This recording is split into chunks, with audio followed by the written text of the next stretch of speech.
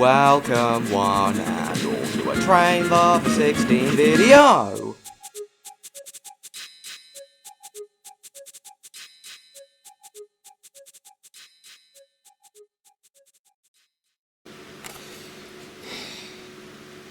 The gaps between VHS reviews are becoming months now, aren't they?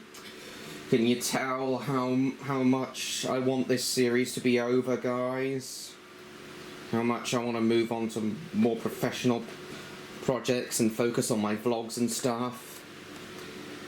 Well, let's continue bringing this series to a close with a VHS which I had to replace my Little Robots VHS review with because the tape of my Little Robots one is completely buggered, so yeah, the tape is completely buggered, so I had to replace this review. So in its place we shall be reviewing another train documentary, Railways Restored Midlands. Now, I have heard of Railways Restored, but I haven't watched much of it besides this VHS. I haven't seen much of it on YouTube, but having watched this VHS through before, yeah, it's pretty interesting how it showcases the different heritage railways around the Midlands, and I think you guys will find this interesting too, at least I hope you will. So yeah, here's the front cover, and I believe that's the B1 Mayflower at the front, pulling L&ER teak coaches. And there's the spine. There's the back. Oh, Teddy Boston, the Reverend Audrey's good friend. Programme features all these heritage railways. National Tramway Museum. It doesn't say when this was released, but I believe this was released in 1990, this VHS. It has a running time of 55 minutes. Yeah, 55 minutes. So, sit back, relax, go and get some snacks and a drink if you like. This review is going to be about an hour long. Come on, open. Ah, there we are. Right, here's the tape. Exempt from classification, as this is a documentary. Here's the back of the tape. Right, in you go. And onto the tripod you go, camera. If I don't talk much during this review, it's because I'm playing Roblox over there, so don't mind me.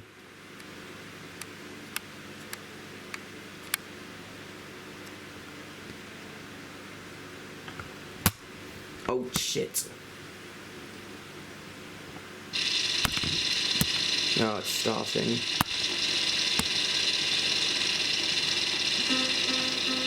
That'll do. Railways Restored has a very interesting intro.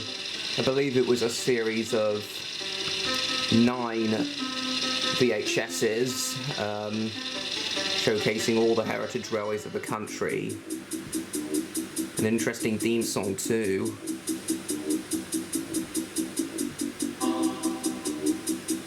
Narrow gauge.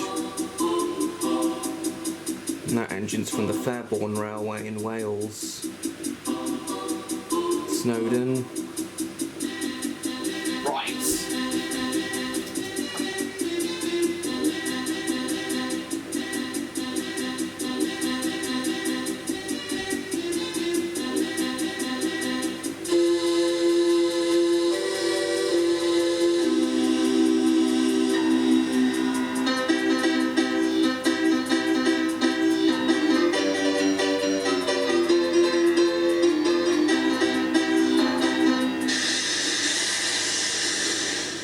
Railways Restored.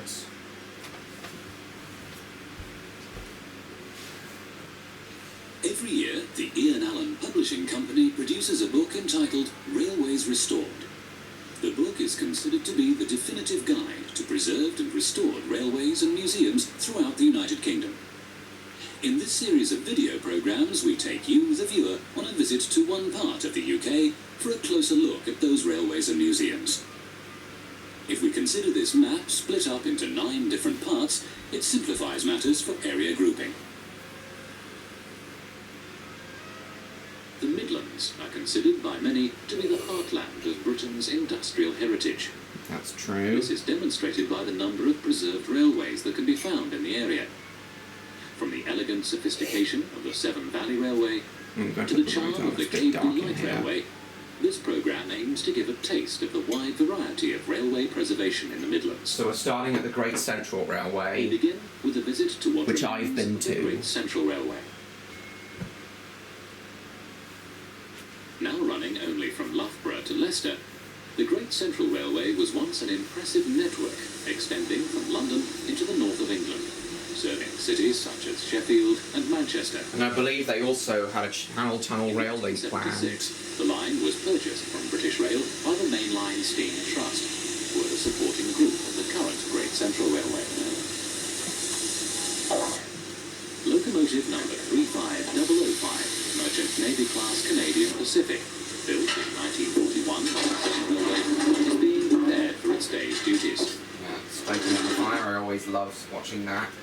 Watching the firemen do that. The signal box at Loughborough is open to the public and provides a grandstand view of the locomotives undergoing preparation and signal box operations.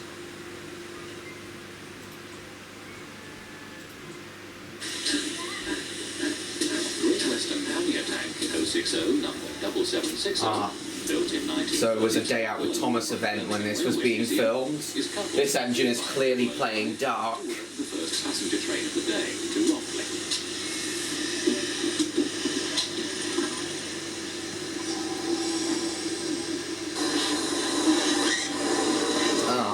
The visit of our cameras coincide with the Friends of Thomas weekend, the delight of tomorrow's railway enthusiasts.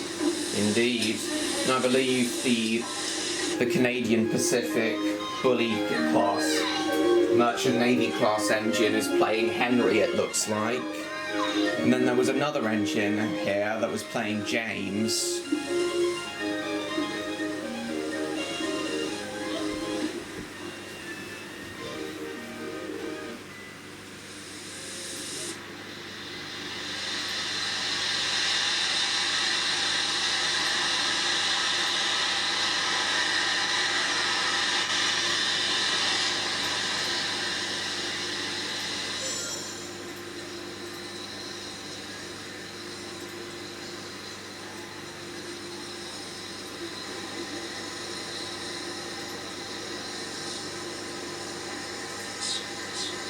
The Pannier Tank works with 35005 to Rockley to take up its push-pull duties on the new extension from Rockley to Leicester North.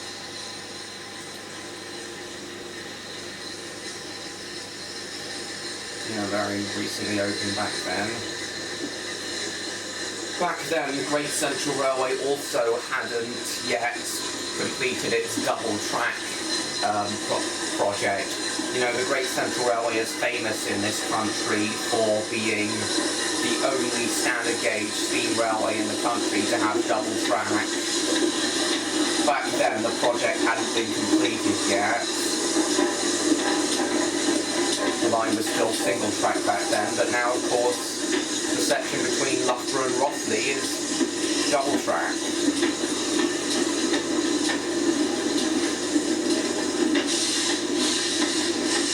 That's a very good railway, and I'm definitely going to go back to the Great Central Railway once its reunification project with the Nottingham. Oh, 5005, our young visitors are treated to breakdown rides in Loughborough Station. Yeah, I think the closest engine that's portraying is Oliver. But as I was saying, I'm definitely going to go back to the Great Central Railway once its reunification project with the northern section to Nottingham, with the northern section to Ruddington has been completed. And there's the engine playing James. 5593, Hartlepool, an LNS Jubilee Class 460, built in 1934, drifts through the platform. Yeah, I thought it was the Jubilee class playing James. You can tell they chose this engine to play James because it's red. But yeah, as I was saying, the Great Central Railway is currently as it makes for the first station on the line, Horn. See, look, it was still single track back then. You can clearly see where the double track was going to go. But as I was saying, at the moment, the Great Central Railway is split up into the southern section between Loughborough and Leicester, and the northern section from Loughborough to Ruddington in Nottinghamshire. At the moment, the Great Central Railway is undergoing a big reunification project to join the two halves with a missing link between the two to make one huge 18-mile long heritage railway.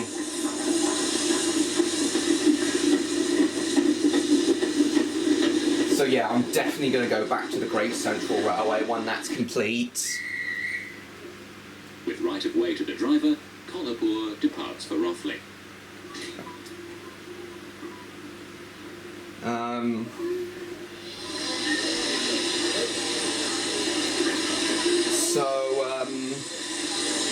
If you guys want to support them, just go to the Great Central Railway's website and donate to their reunification project. I'd really appreciate it if you did. I don't think I've donated yet, but I really should. 760 joining the push pull set arrives on the site of the new platform at Leicester North. Nice.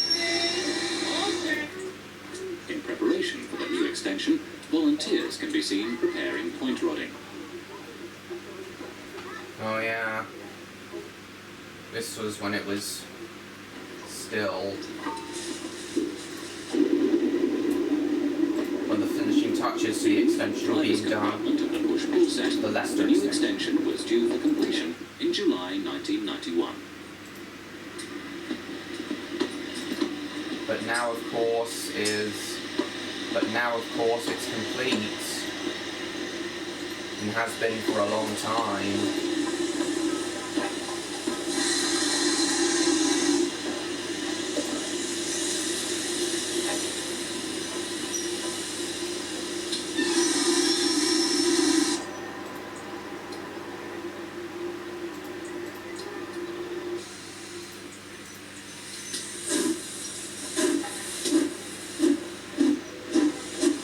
I love the sound of panniers building up speed.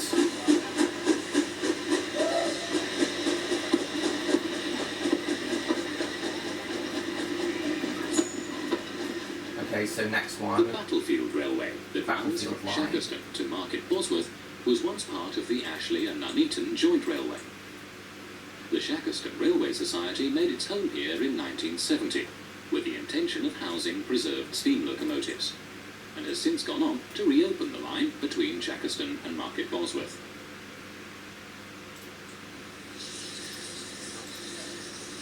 The Society's first locomotive, the King, an 040 well tank built by E. Borrows and Sons of St Helens in 1906, introduces us to Shackerston Station. It's a lovely station.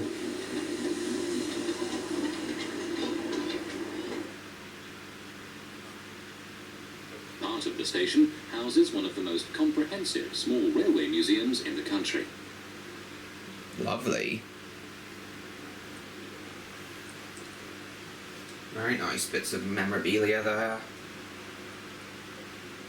The original signal box at Shackerston has been demolished and is now replaced by this very old Midland Railway square box.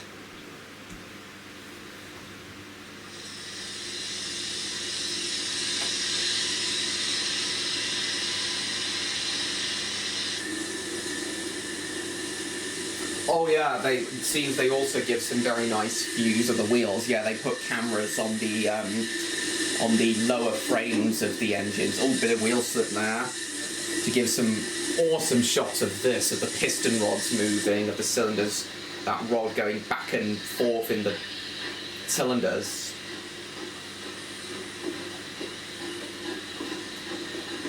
Beautiful.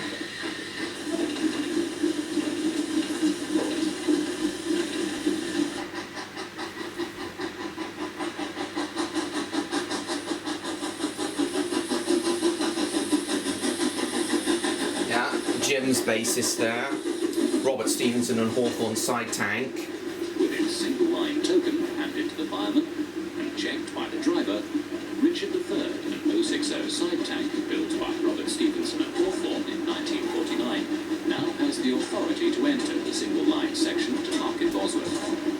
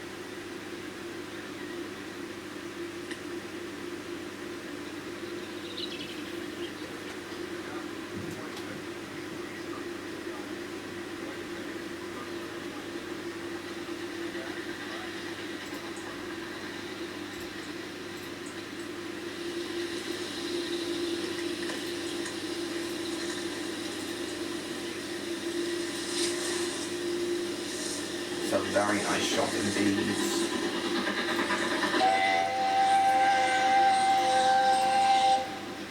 That's an awesome whistle as well.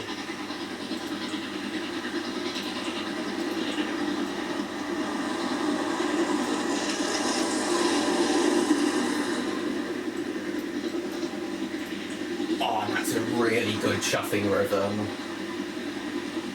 My God. Richard III arrives at the temporary terminus at Market Bosworth, where work is well in hand for the extension to Shenton, planned to open in 1991.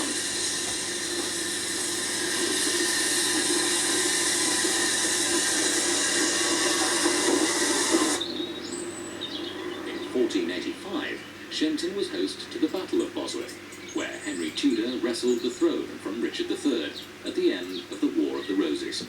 Ah, so you think that the battle that took place along this battlefield line was some sort of battle that took place in either World War I or World War II. That's what I thought for the longest time when I heard of this railway, but apparently it's in reference to the Battle of Bosworth at the end of the Middle Ages and the start of the Tudor era. Very fitting for this engine to be named Richard III in that case.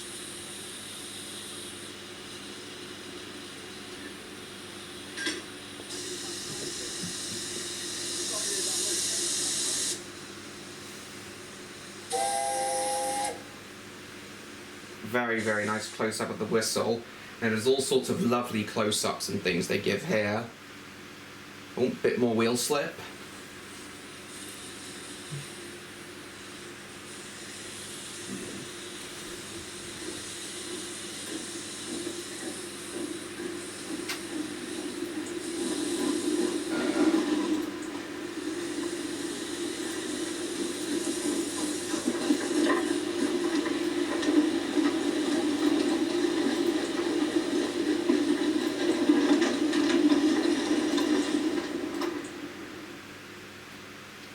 In the heart of the Midlands area runs the Foxfield Railway.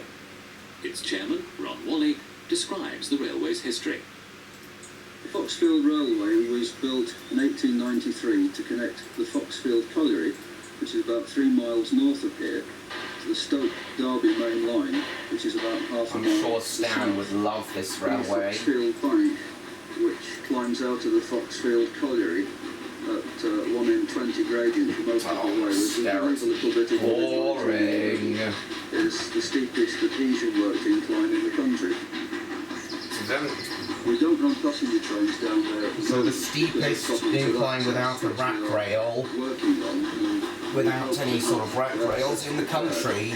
And the track repair down to the 1 in 19, that is incredible. Gives some amazing chuffing sounds. The colliery closed in 1964, and the society was formed in 1967 to take over the running of the railway and to preserve it as part of Britain's industrial heritage.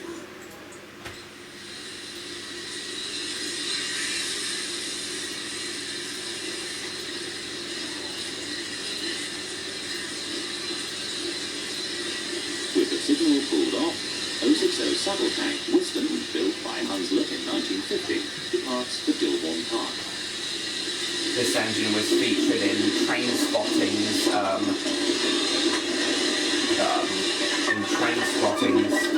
program on the Foxfield Railway as well.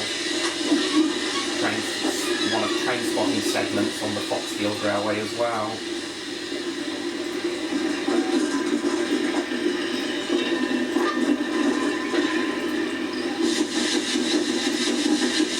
Oh, that's an awesome shot there.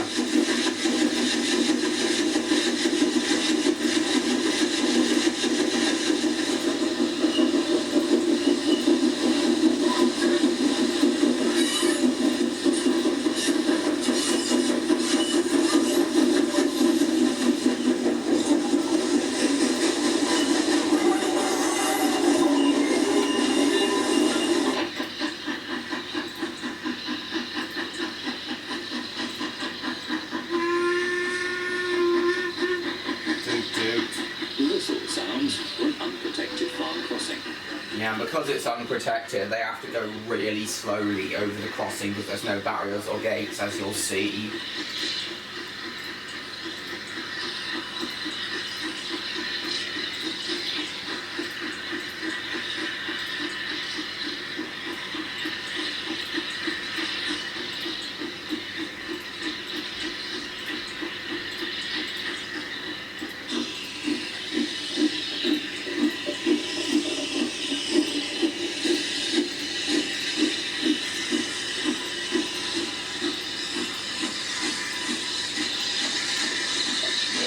Rolling across that crossing.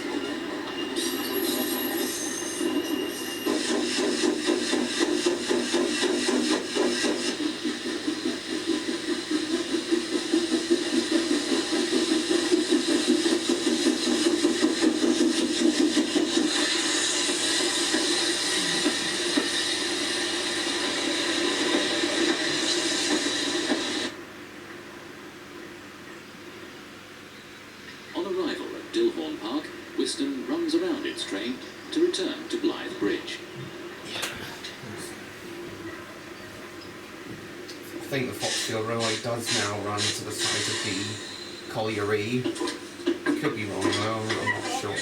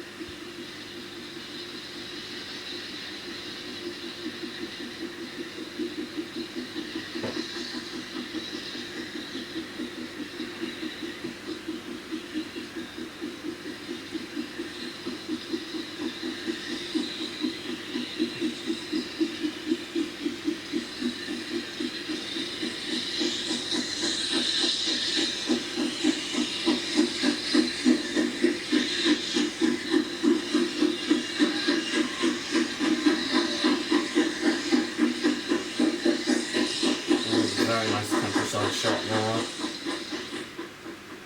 Of all the railway museums and collections in the area, the late Reverend Boston's collection at Teddy Cadeby Boston, is the in many Reverend ways Audrey's unique. friend. Mrs. Boston, who now runs the collection, tells us about its beginnings. Well, this is all part of the Cape May experience.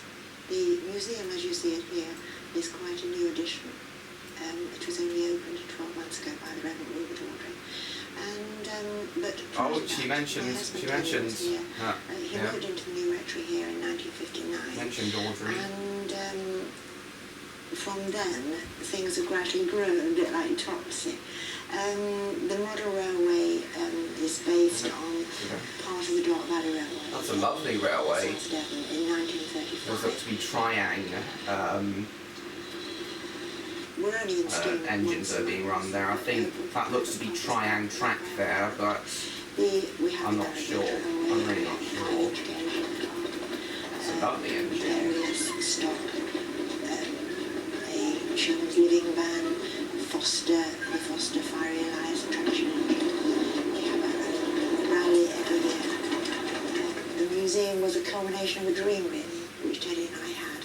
As we got older, of course, we realised There he that is. we wouldn't So be he's the he's the fat clergyman in the Teddy is the fat clergyman in Reverend Audrey's books, and Reverend Audrey's the thin clergyman. So Teddy was the one who got splashed by Bert in the story Tit for Tat. It's quite free for people to come. We never charge.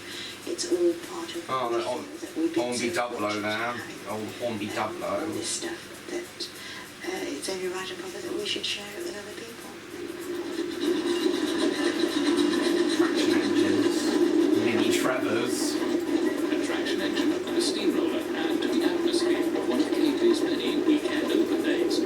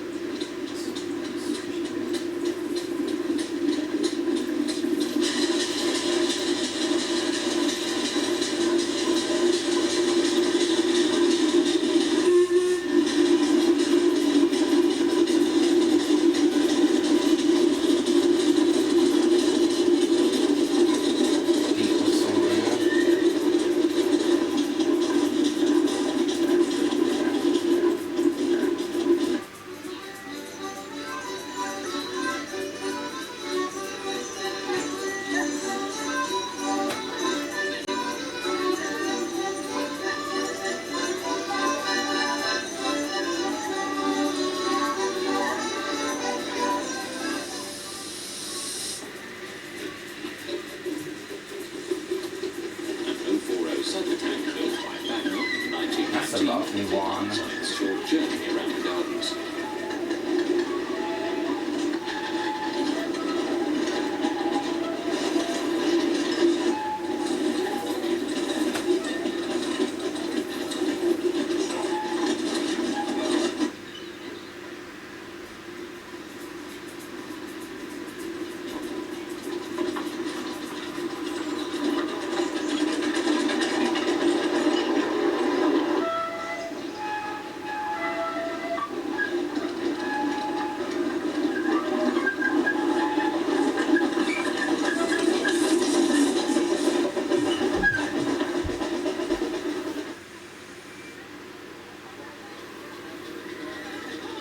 Miniature railway there, very nice.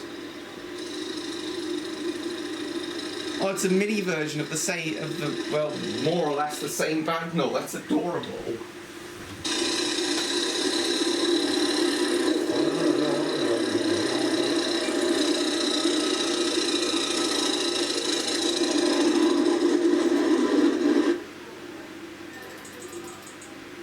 In a nearby parish church, this beautiful stained glass window contains an unobtrusive but touching memorial to the memory of Teddy Boston. Very nice. That's very sweet.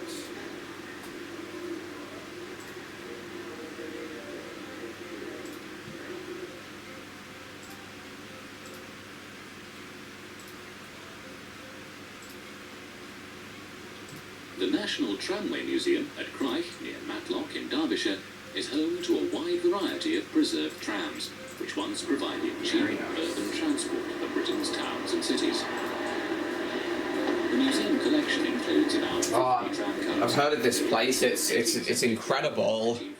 I've seen clips of it. It's incredible. I've really been meaning to go here. This looks as good as Beamish.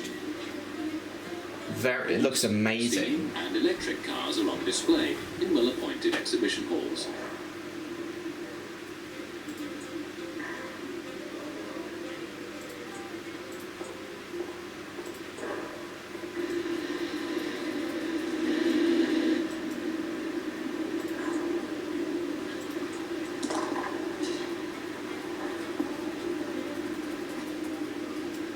There are also workshops, depots, a library and archive complex, bookshops and tea rooms. Outside, visitors can enjoy the sights and sounds of the tramway era. That's lovely. That bridge there is also lovely.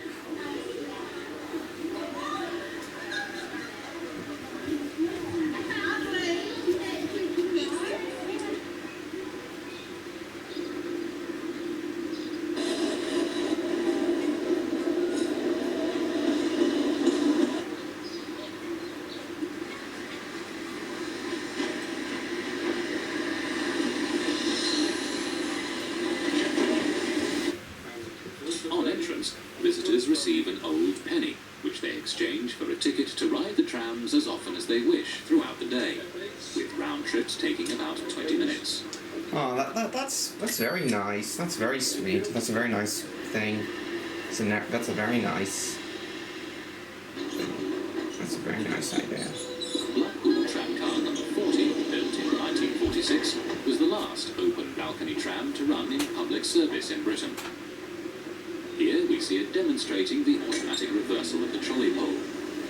Well, yeah, I feel like I should have known about that prior to watching this VHS, but I didn't. I didn't know that the trolley poles could be automatically reversed. I always thought they had to be manually reversed.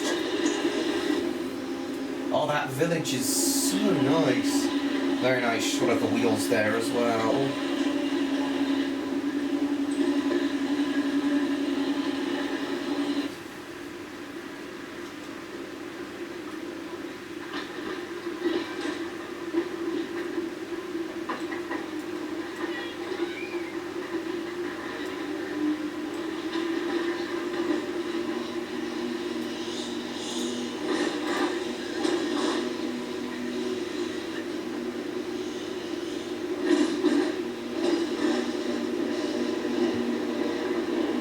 Lovely.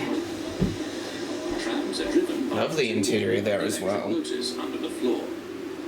The driver controls the speed of the tram by means of a controller, the black box with a handle, which he works with his left hand. The other handle, which he works with his right, is the brake. Nice. Right, guys, just give me a moment. I'm heading downstairs to get my laptop charger. I'll just leave you guys to enjoy this VHS. I'll just leave you to enjoy this program for a bit. I'll be right back.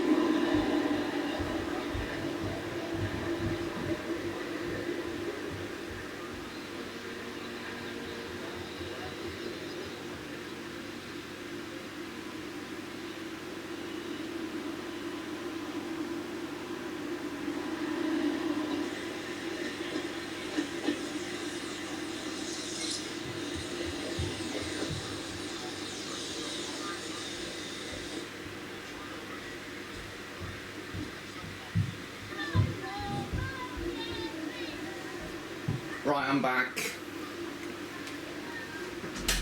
Lovely. Very nice.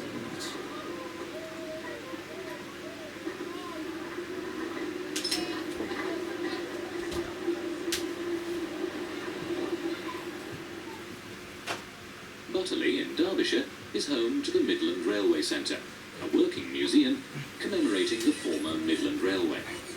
No, I don't know too much about the Midlands Railway Centre. I've heard of it, but I don't know too much about it. And a 35-acre country park provide for a wide range of visitors. We We join the line at the northern terminus, Hammersmith, as 53809, a Somerset and Hammersmith. Dorset joint railway, class Not to be 7F, confused with type Hammersmith 280, in London. built in 1925, departs for Butterley, first crossing the Butterley embankment.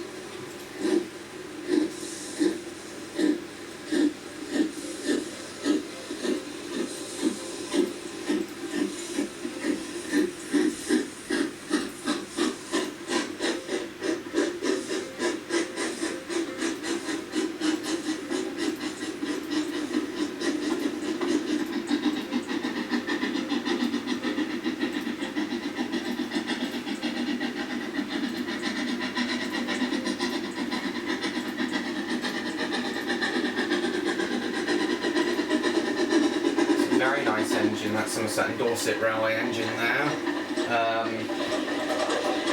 So Vincent's bassists. I've been lucky enough to have been pulled by one of the Butterley two... station, completely demolished following the closure of the railway, has been rebuilt since the arrival of the Midland Railway Trust in 1973. Lovely work from the volunteers. So as I was saying, I feel very proud to have been pulled by one of the only two remaining Somerset and Dorset Railway 7Fs. So I have been pulled by Vincent's bases before on the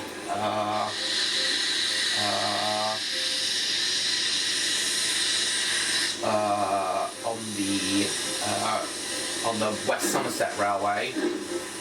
That was an awesome experience being pulled by him.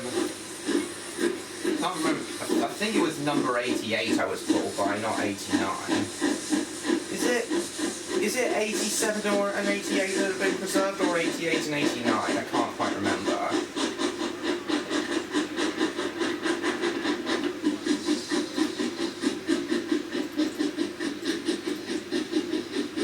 Adjacent to the main line, a radio-controlled model steam railway gives demonstrations for visitors. It's very nice.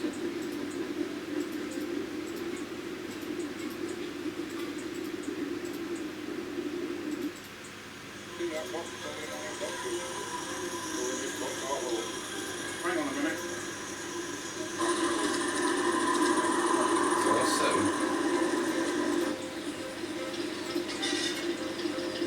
Swanwick Junction, the next station along the line, is controlled by the former Kettering signal box. Ex-British Rail Class 25 diesel-electric locomotive, the 7671, built in 1967, shares the passenger duties for the day. Class 25, I like those diesels. Not as good as some others, but I do like them. Swanwick Junction is where visitors alight the adjacent Golden Valley Light Railway, as well as for the museum, which houses a wide variety of locomotives and rolling stock.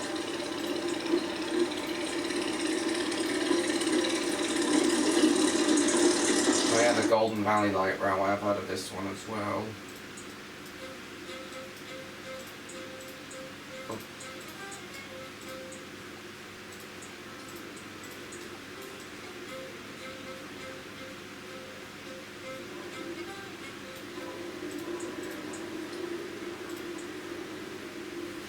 Very nice workshop there.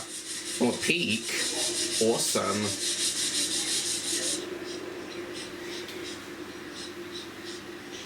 53809 enters the temporary terminus at Ironville to run round its train in preparation for returning to Hammersmith. Plans are well advanced for an extension to a new terminus at Riddings, a quarter of a mile further on.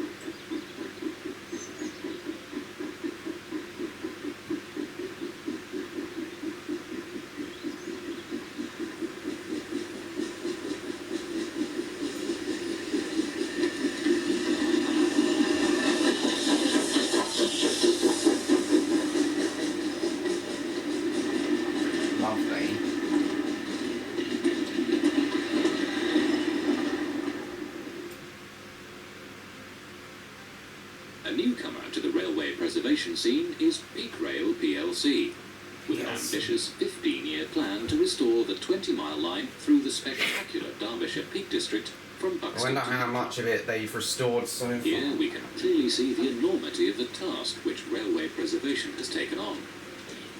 Yes, I wouldn't mind taking on this. Buxton Station, the registered office of Peak Rail, houses some of the company's Oh, railway that's a stock. lovely little packet. But initial restoration work has been concentrated at the Matlock end of the line.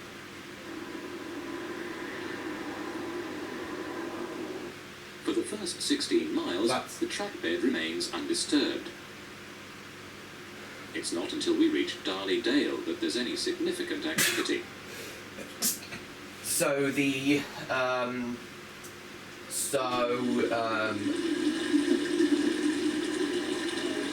so if it's near Matlock, then I'd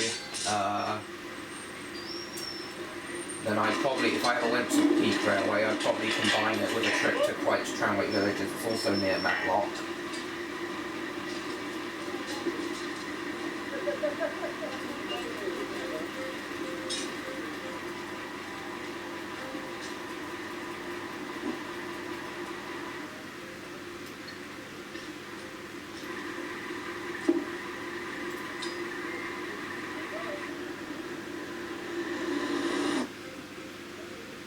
Road Here, closed. a working party are hard at work installing a level crossing near Darley Dale station. Lovely of the council to let them close the road while they do Into this. Matlock Station, which will provide a link to the British Rail network.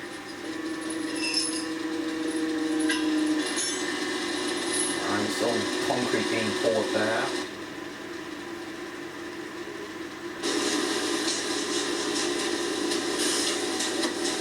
Very nice.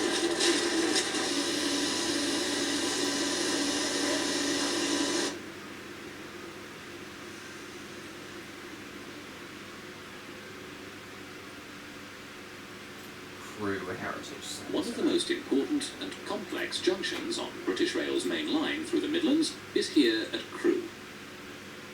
A regular flow of traffic, from high-speed intercity trains to local commuter sprinters, pass through this junction daily.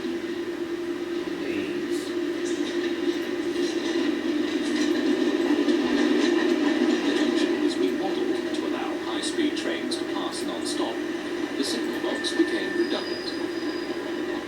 The box, commissioned in 1940, now forms a key attraction of the Heritage Centre, giving visitors a grandstand view of the junction and demonstrating the complex workings of all the 214 miniature levers which operated the 214 electric miniature signal box. levers, damn. Prototype advanced passenger train, on loan from the National Collection, stands outside the Heritage Oh yeah, Centre, the APC. serving out its days as a buffet car. Another For many years now, Fully the junction Pacific at there. Crewe has provided a starting point for steam-hauled trips along the North Wales coast to Holyhead. Inside the Heritage Centre are examples of the area's famous Rolls-Royce cars, alongside a 222 locomotive number 3020, Cornwall, that was built at Crewe Works in 1847. That's lovely. Cornwall is on loan from the National Railway Museum. Lovely engine.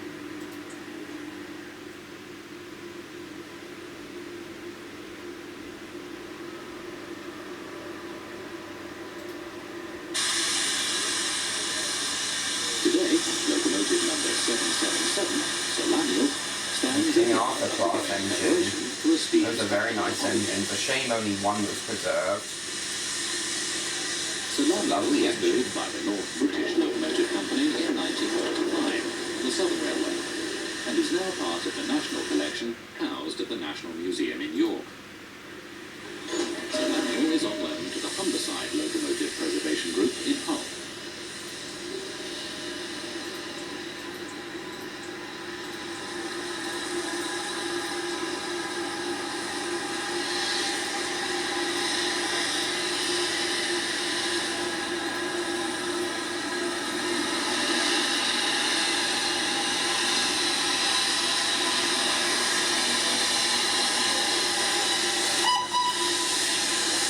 He has a lovely whistle too.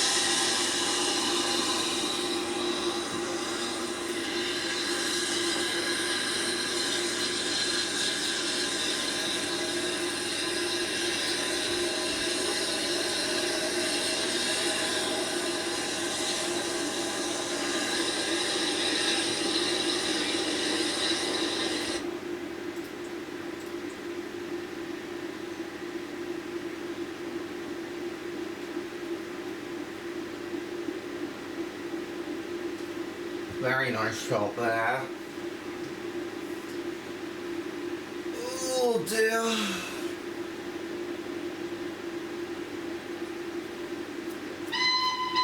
At 9:53 a.m, number 777 Salamiel departs crew for Holyhead. Holyhead.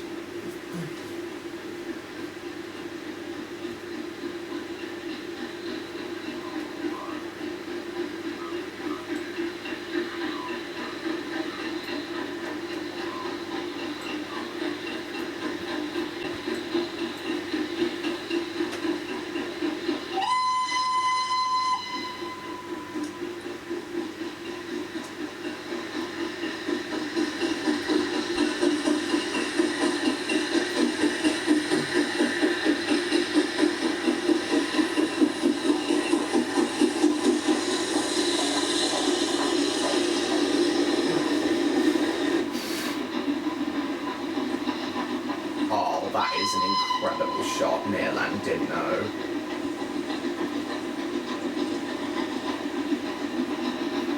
Castle. It's on the top there,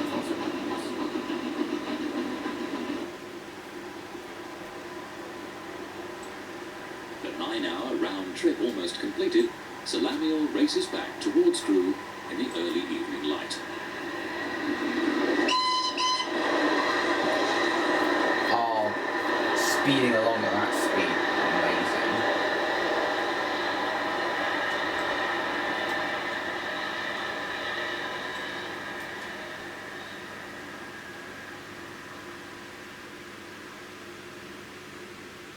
I think this is the last railway covered, the Severn Valley Railway. was one of the first railways to be preserved by enthusiasts, and now boasts I've been here as 16 well. miles of skillfully restored Determined railway, to go to the North offering Yorkshire visitors a Moors great Railway variety next of year, railway though. interest.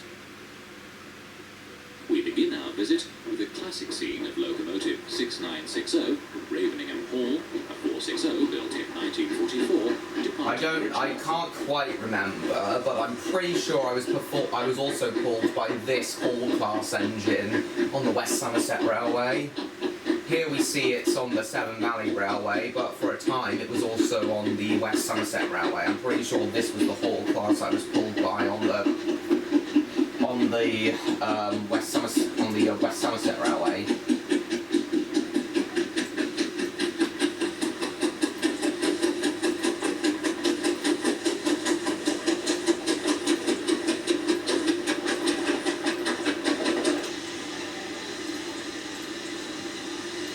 Bridgenorth is the northern terminus, which houses the More like locomotive Bridge South. running shed. I'm sorry.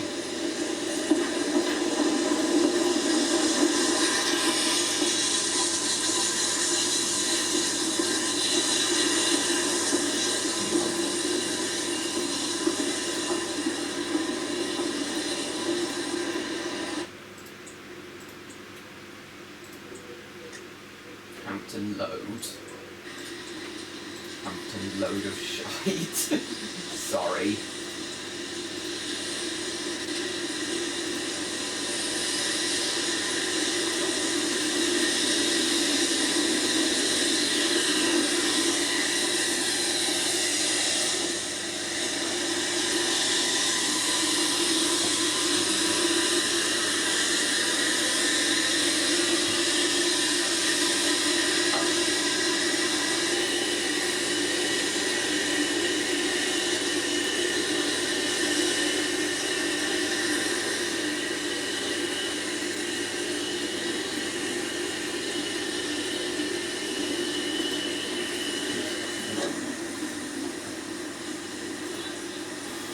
At Hampton Load, 2968, an ex-LMS 260 built in 1933, drifts past Raveningham Hall.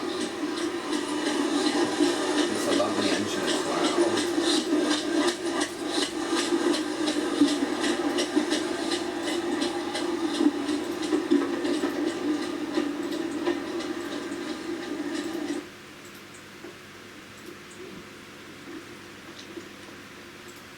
Later, we again see 2968 calling at the beautifully preserved Highley station. Lowly. Sorry. This railway was also where the the sitcom Oh, Dr. Beeching was filmed. Oh, Dr.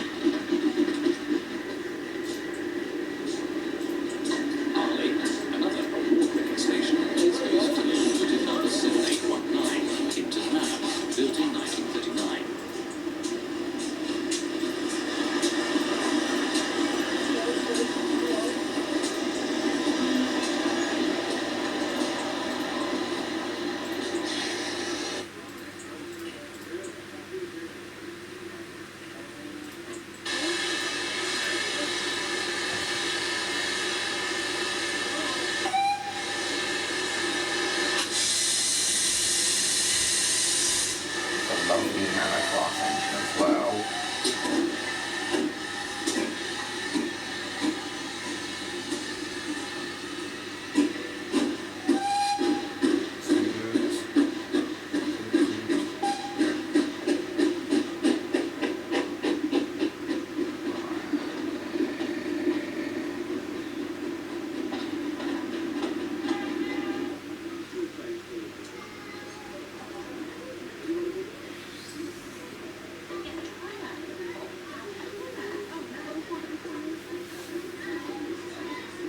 In the busy summer season, trains also pass at Bewdley.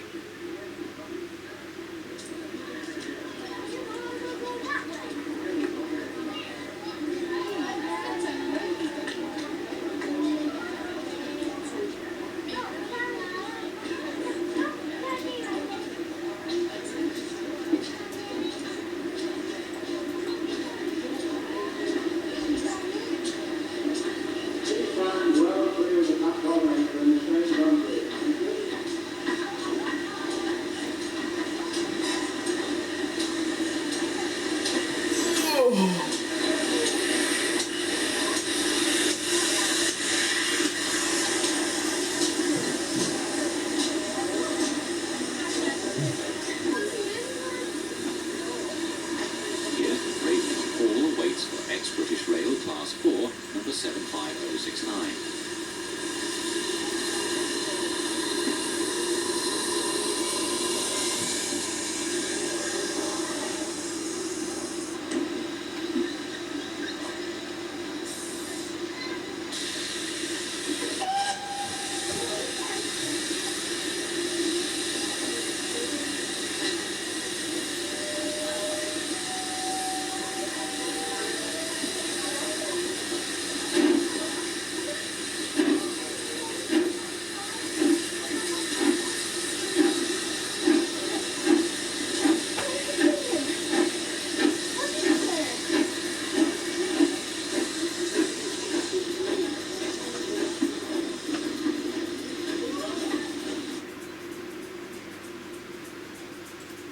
Kidderminster Town Station, adjacent to the British Rail Station, is the southern terminus of the railway, with an impressive building and passenger facility.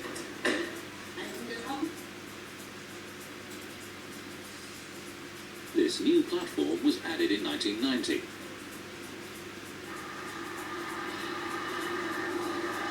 Locomotive number 2968 runs round its train in preparation for its departure to Bridgend.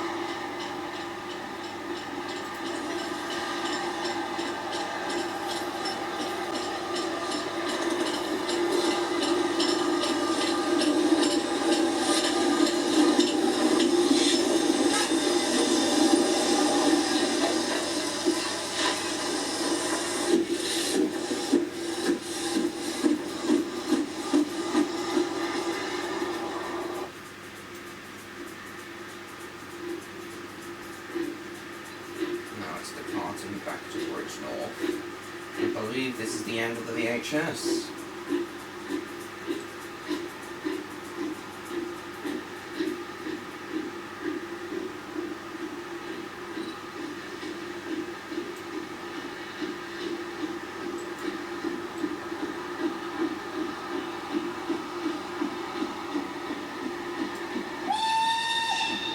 Awesome whistle.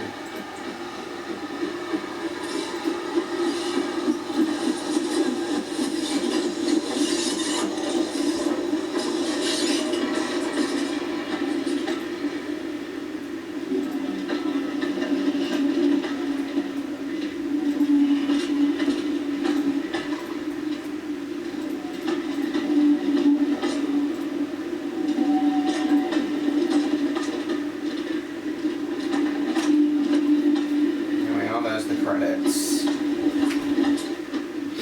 Okay, so that's the end of that. I hope you all enjoyed that.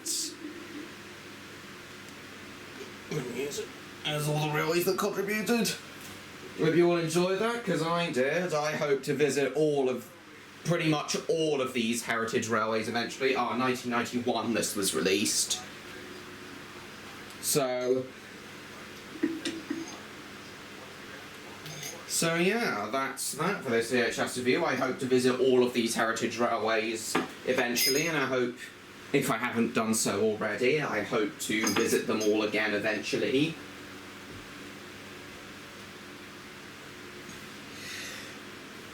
And I hope you guys will too. So that's it for this review. Thank you all so much for watching. I don't have time to let you guys hear the tape rewinding again. I know it's been a long time since I've done it, but I've really got to get on. Got to set up my live stream tonight, and then get off to Cafe Nero. So yeah, thank you all so much for watching, guys. Hope you all enjoyed this review. Definitely buy this tape is what I'd say, because gives some great shots of the engines working, and overall a very interesting VHS. So yeah, definitely buy this, I'd say. So thank you all so much for watching, guys. Hope you all enjoyed. Please like, comment, share this video with your friends. Don't forget to subscribe to me, Trainlover16, if you haven't already. And I will see you all in my next video. Goodbye, everyone.